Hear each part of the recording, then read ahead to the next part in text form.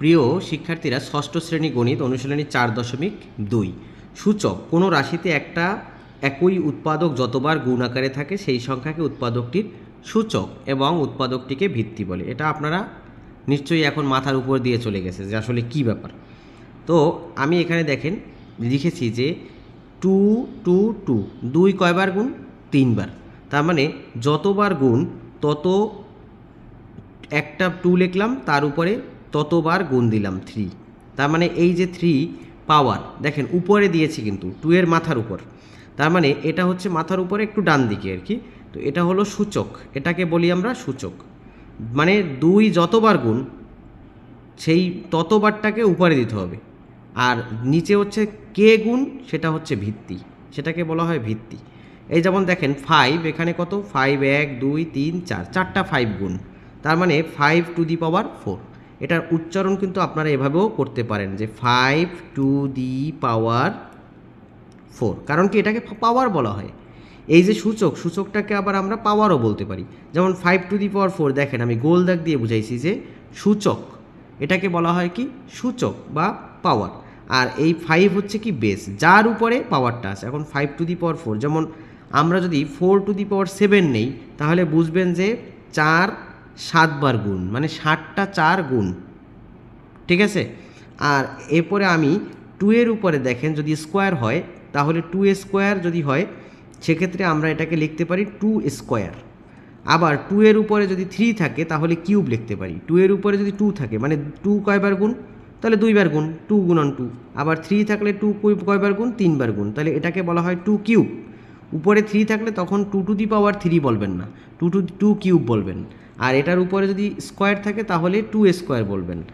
আর যদি 2 এর 3 পরে যদি থাকে, যেমন 2 টু দি পাওয়ার যদি 4 থাকে, 5 থাকে, তখন আমরা 2 টু দি পাওয়ার 5 বলবো, তখন আর কোনো নামে বলা যাবে না, 2 টু দি পাওয়ার 5। যেমন এই যে 5 টু দি পাওয়ার 4, এরকম। তো দেখেন সরল 1 নম্বর অঙ্ক অনুশীলনী 4.2 এর 1 নম্বর অঙ্কটা আমরা এবার করব। তো এই ক্ষেত্রে আমরা জানি কি যে গুণের ক্ষেত্রে পাওয়ার যোগ হয়। আপনারা নিয়মটা লিখে নেন যে গুণের ক্ষেত্রে সূচক বা পাওয়ার যেটাই বলেন না কেন, সূচক বা পাওয়ার যোগ হয়। কি হয়? যোগ হয়। কিভাবে বুঝলাম যে গুণের ক্ষেত্রে সূচক বা পাওয়ার যোগ হয়? এই যে দেখেন এটার মাঝখানে কি গুণ আছে না? একই ধরনের থাকতে হবে বেস, কিন্তু গুণের ক্ষেত্রে আবার বেস কিন্তু একই ধরনের থাকতে হবে, মানে ভিত্তি। যেমন এখানেও এক্স আছে, এখানেও এক্স আছে, তার মানে এক্স দিলাম, তারপরে গুণ যেহেতু আছে 3 যোগ 7, পাওয়ারই কিন্তু যোগ করছি আমি উপরে। তারপরে হচ্ছে এক্স টু দি পাওয়ার, তাহলে কত হবে? 10। এটা হলো অ্যান্সার। এখন 2 নম্বর অঙ্কে আমরা যাব। 2 নম্বর অঙ্ক কি বলছে যে এ কিউব গুণন এ গুণন এ টু দি পাওয়ার 5। তার মানে আমরা এখানে কি করব? দেখেন বেস কিন্তু এক আছে কিনা সেটা আগে দেখবেন, ভিত্তি। এখানে এ আছে, এখানে এ আছে, এখানে এ আছে। কোনো কিছুর উপর পাওয়ার কিছু না থাকা মানে কি? তার উপরে 1 থাকা। এখানে আমার পাওয়ার কিছু নাই মানে 1 আছে, তাহলে পাওয়ার কি হবে? যোগ হবে। খুব ইম্পর্টেন্ট কিন্তু। তার মানে এখন আমরা এই একটা ভিত্তি লিখে 3 যোগ 1 যোগ 5 পাওয়ারে দিলাম, তাহলে 5 আর 3 8, 8 আর 1 9, এ টু দি পাওয়ার কত হলো? 9। দেখছেন উত্তর হয়ে গেল, কত সুন্দর। এরপরে হচ্ছে আমরা 3 নম্বর অঙ্ক, এই যে ডান দিকে খেয়াল করেন, 3 নম্বর অঙ্কটা আমরা এখানে করব। X to the power 4 x square x to the power 9। এটার ক্ষেত্রেও আমাদের সেম, দেখেন সব জায়গায় এক্স আছে, এক্স স্কোয়ার আছে, মানে এক্স টু দি পাওয়ার 2 আর কি, তারপর এক্স টু দি পাওয়ার 9। তাহলে গুণ যেহেতু মাঝখানে গুণ চিহ্ন আছে, বেস সবগুলোর এক, ভিত্তি। তার মানে আমরা এটার পাওয়ারটাকে কি করব? পাওয়ারটাকে যোগ করে দেব। পাওয়ার যোগ করলে কত হয়? 4 আর 2 6, 6 আর 9 6 কত? 15, এক্স টু দি পাওয়ার 15। বাসায় করেন, এমনি ইজিলি পেরে যাবেন। এরপর হচ্ছে 4 নাম্বার। 4 নম্বরে একটা ব্যাপার আছে, এম গুণন এম স্কোয়ার গুণন এন কিউব গুণন এম কিউব গুণন এন টু দি পাওয়ার 7। এখন দেখেন এম কত জায়গায় আছে সেগুলো দেখতে হবে। বেস কিন্তু এম আছে কোন কোন জায়গায়? 1টা 2টা 3টা জায়গায়। তার মানে এমগুলো আমার আলাদা। এমের উপরে পাওয়ার কিছু নাই মানে কি 0 না 1। তাহলে এই এম যেগুলো বেস 1 সেগুলোকে একসাথে গুণ করে এম টু দি পাওয়ার 1 গুণন এম স্কোয়ার গুণন এম কিউব। আর এই যে এন আলাদা আছে না, কারণ বেস কিন্তু আলাদা, এম আর এন কিন্তু এক না, এন টু দি পাওয়ার 7। তাহলে এখন আমরা এই যে এম 1 + 2 + 3, এম কিন্তু এই পর্যন্ত দিলাম। এরপর হচ্ছে ইন্টু এন, 3+7, তাহলে হবে কত, 3 কত 6, m⁶ n⁻10, এটা হলো অ্যান্সার। এটা কিন্তু mn আলাদা আলাদা যদি থাকে তখন আলাদা হবে, ভিত্তি যদি আলাদা থাকে তাহলে আমরা আলাদাভাবে লিখব। এরপর হচ্ছে 5 নম্বর অঙ্কটা দেখেন, 3a গুণন 4b গুণন 2a গুণন 5c গুণন 3b।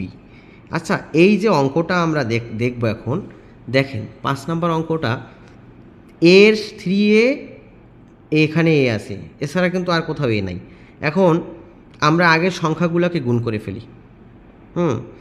আপনি দেখেন এখানে একটা সংখ্যা, এখানে একটা সংখ্যা, এখানে একটা সংখ্যা, এখানে একটা সংখ্যা, এখানে একটা সংখ্যা, অনেকগুলো সংখ্যা আছে। তাহলে এখন আমরা এটা না করে আমরা কি করব, এই 3a আর 2a এটাকে একসাথে লিখি, 3a গুণন 2a, আবার 4b গুণন 3b, আর 5c একা একা থাকুক।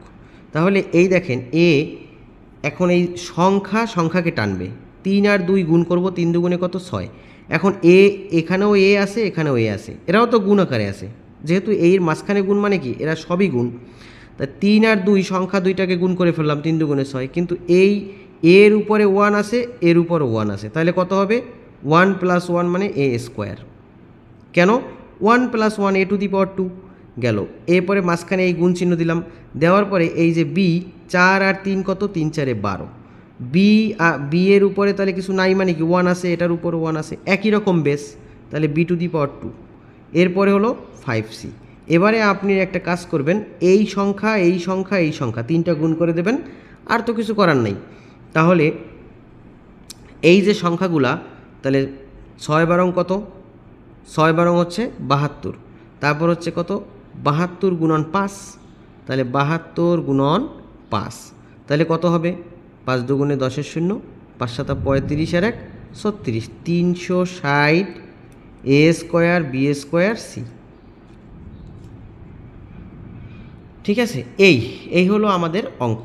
এখন কথা হলো যে এই যে a² b², a b c লেখার মানে কি জানেন, a গুণন b গুণন c, গুণ চিহ্ন আমরা দুইটা তিনটা উপায় দিতে পারি। একটা হলো এই ডট দিয়ে দিতে পারি, আবার আরেকটা হচ্ছে কি a গুণন b দ্বারা দিতে পারি, মাঝখানে যদি ফোঁটা থাকে এটা কিন্তু দশমিক না, এটা গুণ। আবার শুধু a b লিখলেও বুঝবেন যে গুণ। ঠিক আছে, এর জন্য যেমন এখানে ডট দিছি, গুণ চিহ্ন মানে এভাবেও দেওয়া যায়, এভাবেও দেওয়া যায়, যে কোনোভাবেই আপনি দিতে পারবেন। এই যে a² b² c² আর 360 একসাথে লিখছি, এটা কিন্তু সব ভিতরে গুণ আকারে আছে। এরা 360 a² b² c² সাথে গুণ আছে, c এর সাথে সরি, তারপর হচ্ছে আবার a² এই দুইটার সাথে গুণ আছে, মানে এরা সবাই সবার সাথে গুণ আকারে আছে। শিক্ষার্থীরা 6 নম্বর অঙ্কটা দেখেন, 6 নম্বর অঙ্কটা হচ্ছে 2x² y² 2z² গুণন কি 3y² 4x², সব গুণ। তার মানে আমরা এখন এক্স খুঁজবো, এক্সের বন্ধু এক্স খুঁজবে, এক্স আর একটা এখানে আছে, তার মানে এইখানে এক্সের সাথে কত 2x² গুণন 4x², আবার ওয়াইকে খুঁজবে, একই ধরনের যারা আছে তারা তাদেরকে খুঁজবে, আর গুণন হলো 2z²। তাহলে এখন আমরা এই এক্সকে 4 আর 2 কত, 4 দুগুণে কত 8, হ্যাঁ এটা গুণ করে দিলাম সংখ্যা। এবারে এই দেখেন এক্সের উপরে এখানে 2 আছে, এখানে 2 আছে, তার মানে 2 কত x⁴ গুণন এখানে ওয়াই আছে না 3 আর এখানে কিছু নাই মানে 1, আর ওয়াই হচ্ছে কি এই ওয়াইয়ের উপর স্কোয়ার আছে, ওয়াইয়ের উপর স্কোয়ার আছে 4, 2 যোগ হবে, আর গুণন এখানে 2z²।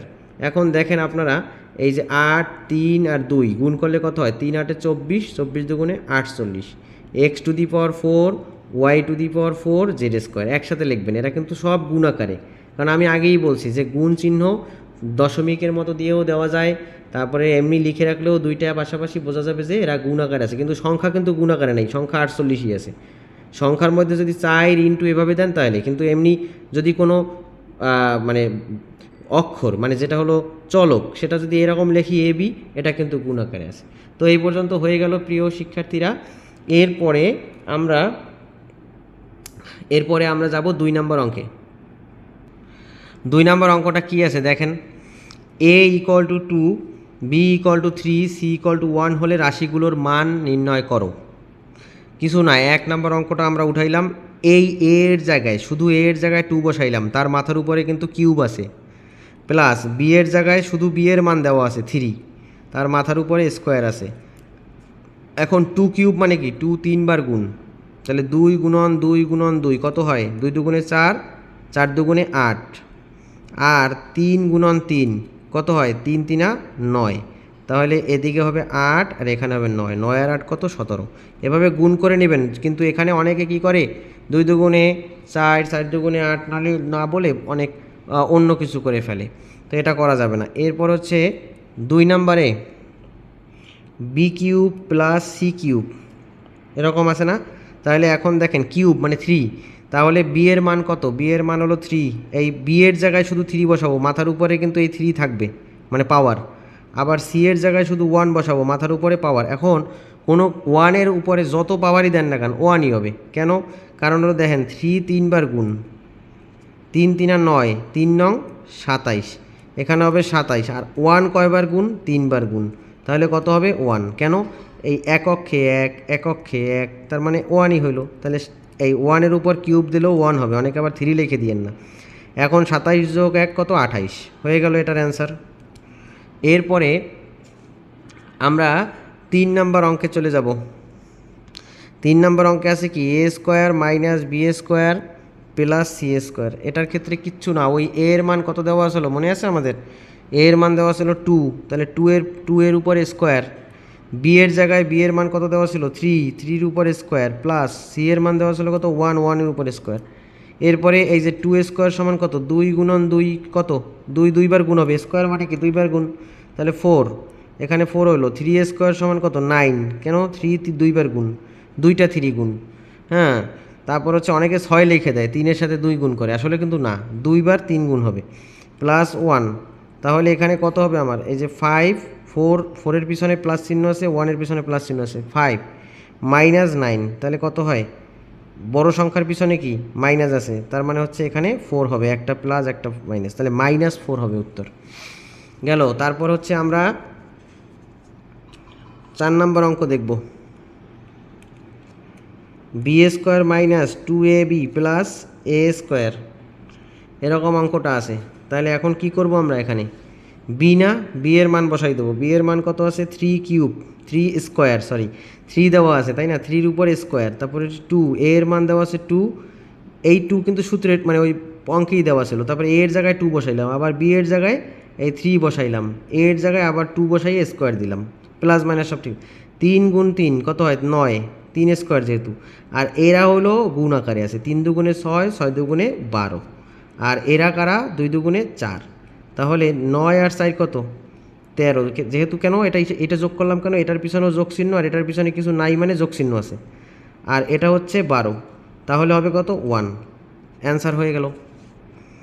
এরপরে 5 নম্বর অঙ্কটা আমরা দেখব, এ স্কোয়ার মাইনাস 2ac হ্যাঁ প্লাস সি স্কোয়ার, তাহলে A square minus 2ac plus C square, এর মান কত 2 না, 2 স্কোয়ার 2 ইন্টু এই এর মান কত 2, বাসায় সবাই করবেন অঙ্কগুলো। আবার সি এর মান কত 1, আর এখানে 1 স্কোয়ার, তাহলে কত হয় 2 স্কোয়ার মানে 4, আর এখানে 2 গুণ করলে কত হয় 2 দুগুণে 4, 4-এর সাথে 1 গুণ করলে 4ই হয়, প্লাস 1, প্লাস কত 1, তার মানে হচ্ছে এই দেখেন এখানে হচ্ছে কত, এই 4 যোগ 1 কত 5, হ্যাঁ, আর -4, তার মানে অ্যান্সার কত 1, অ্যান্সার 1। তো প্রিয় শিক্ষার্থীরা 4.2-এর এই অঙ্কগুলো অনেক সহজ এবং সূচক সুন্দর করে আমি বুঝাই দিলাম। আবার পরবর্তী ক্লাসে পরের 4.2-এর সম্পূর্ণ চ্যাপ্টারটা শেষ হয়ে যাবে আশা করি। তো ধন্যবাদ সকলকে।